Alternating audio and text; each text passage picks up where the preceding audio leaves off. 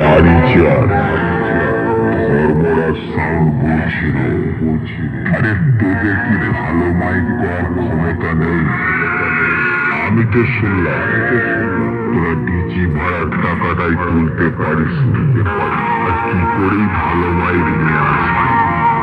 তোরা ধ্বজভঙ্গ সেটটা যখন এনেই ফেলেছিস, ধর্মরাজ সাউন্ডের সামনে নিয়ে আয়, আর দেশের ধামাকাটা দেখে যা। তোদেরকে আমি তার মতো হারালাম। লজ্জা থাকলে পালিয়ে যা।